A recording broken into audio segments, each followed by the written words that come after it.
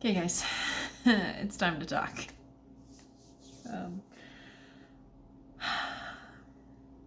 I introduced this journey I was of learning to love and validate myself, and then I really haven't done any follow-ups because I've been feeling a lot and living a lot, and here we go.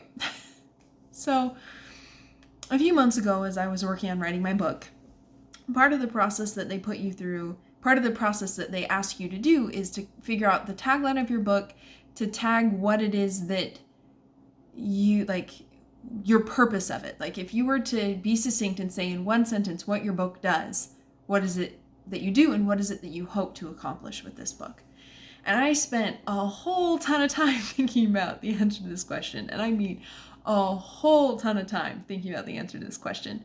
And I looked at it from so many different angles, and I talked to a couple different people who had beta read it, and we're just going through this process. And finally it hit me what it is that Heavenly Father was teaching me about myself while in process. Okay, that just feels really weird to me. Okay, that feels better. What is it that He was teaching me about myself? And like, what was changing for me through this process? And I realized what this book had started for me, and what I hoped that it would do for other people, and sort of my message, what it is that I want to offer as I reach for these goals and I publish my book and I meet people and I work with people. Like, what is it that I really wanted to offer people?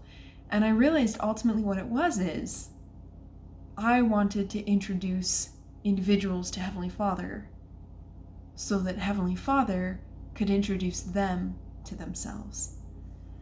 And you're like, but I'm me and I know who I am. You might know pieces of yourself, but do you know who you are? And that's very much what I had been coming up against, is I thought I knew who I was. The first Avengers, Captain America asked Tony Stark who he thinks he is, and he's like, billionaire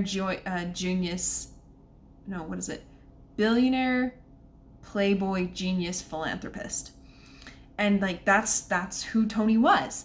Like, so if you were to ask me who am I, it would be bookworm, undercover leader, speaker, and carer. Like, so if you were to ask me, that's kind of how I would break down who I was, because those are the things that I cared about, or those were the kinds of things that I liked doing. But when you go to Heavenly Father and you ask Him to introduce you to yourself, you don't get to control what comes up. You don't get to control what you see. Because the thing is in order to truly know ourselves and to accept ourselves for who we are, you don't get to just see the good stuff. You don't just see the things you like. You don't just see the things that you care about or get you excited. You see the things that keep you up at night. You see the things that you regret. You see your weaknesses. Right now, for the Come Follow Me discussion, we're reading, for the lesson, we're reading Ether 12. And what I have seen this time that I have never seen before is Moroni talks about faith, hope, and charity. But not only does he talk about it, but he gives explanations of it. He gives what it actually looks like when it's in action. So I would totally invite you to read Ether 12, verse 30 to the end of the chapter, because it was fantastic seeing them actually in action. And as I read that, I thought about, like, when I see me, when I see myself with my regrets, when I see myself with my foibles, when I see myself with where I fall short, when I see the ugly me who cares so much about other people that I don't give to myself, when I see the things about me that make me squirm, because to be that vulnerable, to be that honest is just terrifying. When I see that person, do I still love her? My whole life has been based on this philosophy, if you will, of once you know better, do better. And I'm recognizing things about myself, not that make me a bad person or an ugly person, but they're things that don't live up to my standard of how I want to live. There are things that are keeping me from who I ultimately want to be.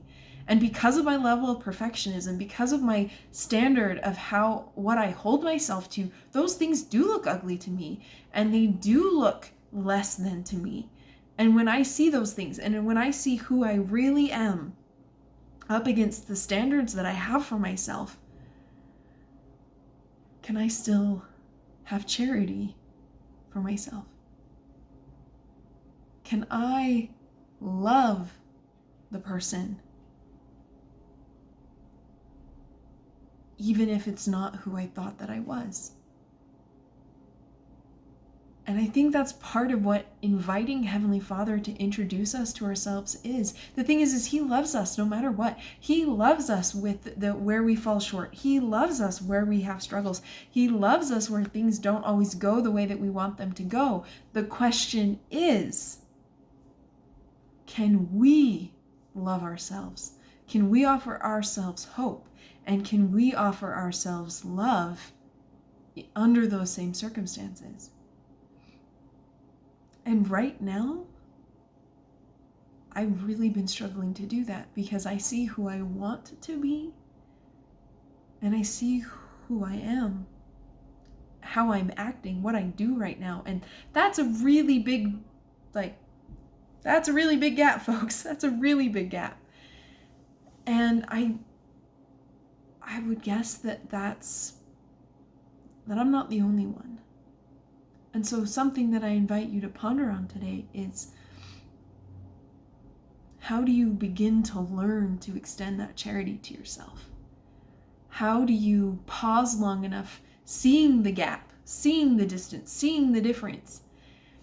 And how do you love yourself anyway?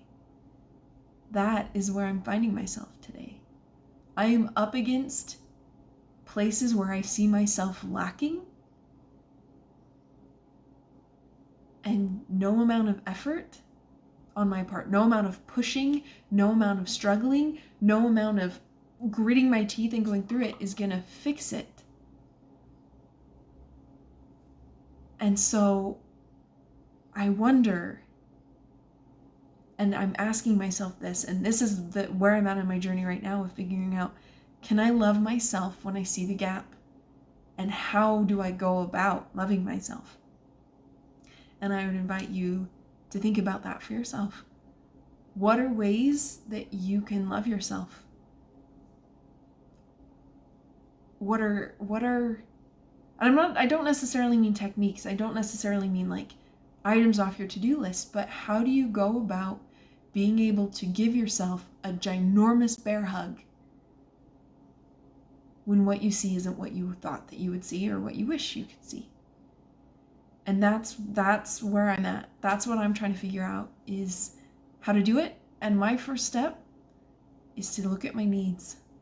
What are needs that I would never dare tell anybody else? What are needs that I have that I'm the only one that can answer? And am I willing to offer myself needs? Like, am I willing to offer the answer to that need?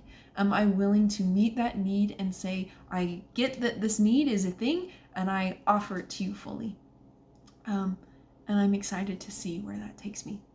And this is Allison Gardner signing off. I'll see you next time. And if you were intrigued by this, I invite you to like and subscribe down below. Bye, guys.